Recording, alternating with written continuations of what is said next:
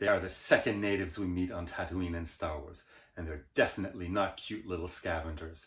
These are the ones Luke warns us about, and with good reason. Nomadic warriors who rule the desert. They even managed to set a trap for Luke and actually caught him. Just saying. Hi, I'm Alex. Welcome back to Star Wars Relics. The Tusken Raider, or as most of us first knew them, the Sand People, were the fierce nomads of Tatooine. And when Kenner captured them in plastic, they gave us one of the most dynamic weapon poses in the entire original line. The first time the Sand People are mentioned comes right after R2 escapes the Lars moisture farm. Luke tells 3PO it's too dangerous to go after him because of all the Sand People out there. The next day, when Luke and 3PO finally do head out to search, they're spotted by a Tusken Raider. Considering the distance, speed, and the fact that he's aiming without a scope, it's a pretty ambitious shot. Another Tusken joins him and changes his mind. When Luke catches up to R2, he warns him that they're being followed. Instead of playing it safe, Luke decides to check it out. Through his macro binoculars, he spots two banthas and then a sand person. A moment later, a Tusken suddenly springs up in front of him, and the fight is over as quickly as it started, and Luke is knocked out cold. While Luke lies unconscious, the Sand People start rummaging through his land speeder, only to be interrupted by a shadowy figure that sends them fleeing. The Sand People feel like they truly belong on Tatooine, native to the desert and completely adapted to its harsh, unforgiving environment. Their robes aren't just clothing, they're practical, layered, and weathered, designed to protect against sun, wind, and sand. Almost like something we'd expect to see worn by desert dwellers on Earth. Unlike the Jawas, who scavenge and embrace technology, the Sand People appear to have rejected it entirely. They move and hunt without it, relying on their skill, intuition, and intimate knowledge of the desert. Their grunting, alien-sounding language suggests that what's beneath the mask may not be human.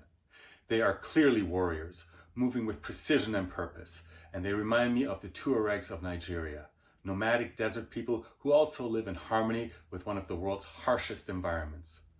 Riding towering banthas across the dunes, they look great in every detail, yet remain undeniably terrifying. I really like this image. It's easily one of the best from the original line. It's posed, but it has a real sense of action, as if he's mid-attack and about to take out the cameraman.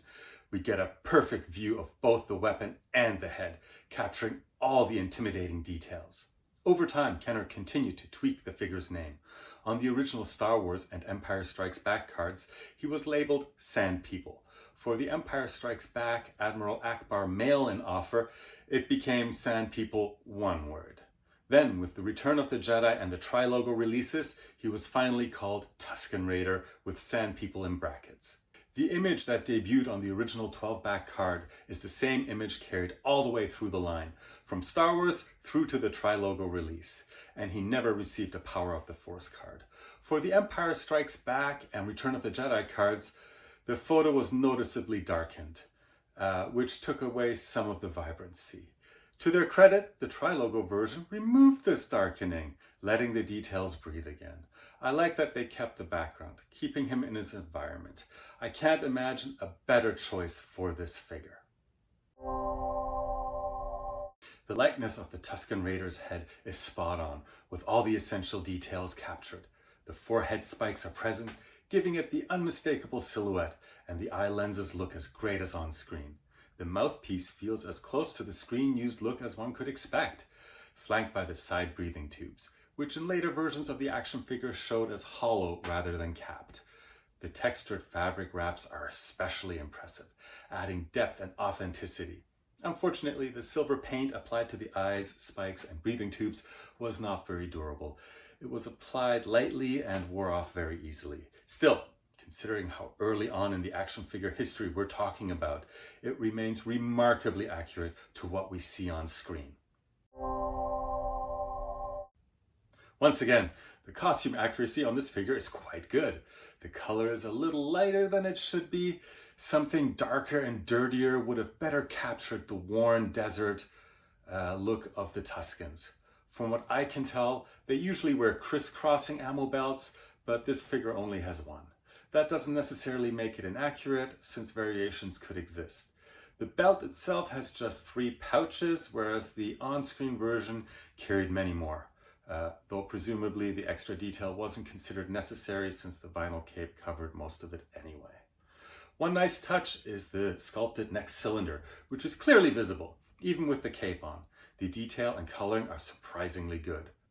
Where this figure really shines is the treatment of the robes. The legs continue the appearance of a flowing garment, and I've always appreciated the continuity of the robe's folds running seamlessly from the torso piece down the legs, both front and back. For the very first wave of action figures, this wasn't just good sculpting, it felt like a step beyond what I would have expected from a first ever effort. The gloves are painted brown, which looks good, but painted hands always run the risk of wear. And here the contrast between the dark brown gloves and the light beige plastic underneath makes the wear stand out all the more. The only kind of wear I don't mind is when the buttons on the pouches start rubbing off. These suddenly take on the look of actual buttons, which adds an accidental but welcome bit of realism. Nailed it. This is probably the closest any weapon comes to screen accuracy in the first wave. Everything is there and perfectly proportional, even down to this little notch. They are technically called Gadurfi sticks, but more commonly known as gaffy sticks, and this figure's version captures the look perfectly. The only thing that could have made it any better would be some paint on the end, but that's totally unreasonable to expect for a figure from this era. Absolutely amazing. Without a doubt, the best part of the figure. In the original 20, he's the only figure that holds his weapon with 2 hands. The grip is strong enough that you could even use him to knock other figures down. He can also strike his trademark pose of victory perfectly. This figure feels like it's always on the brink of toppling over face first. It took a lot of patience to take these pictures. The feet aren't evenly flat front to back, but you can adjust him to make it look like he's taking a tiny step. It's not a dynamic or broad stance, and overall, the stance design is not very good. The only accessory that comes with the Tusken Raider is his trademark vinyl cape. I appreciate that the thickness of the vinyl cape is appropriate for the figure's size, giving him that flowing robes look. However, it is prone to tearing, and for me, it's not essential. The cape hides a lot of detail and adds to his stiffness and can make it harder to place him in a vehicle.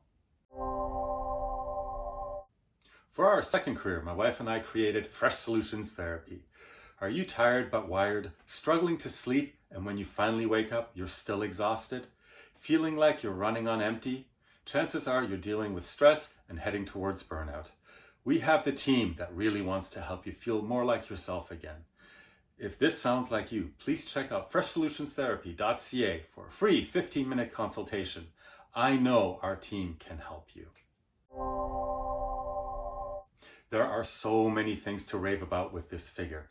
The spot-on head accuracy and texture, the weapon that's off the charts in terms of accuracy, the ability to grip it with both hands, and the seamless folds of the robe that flow naturally from the torso to the legs. Taken together, these features really set it apart.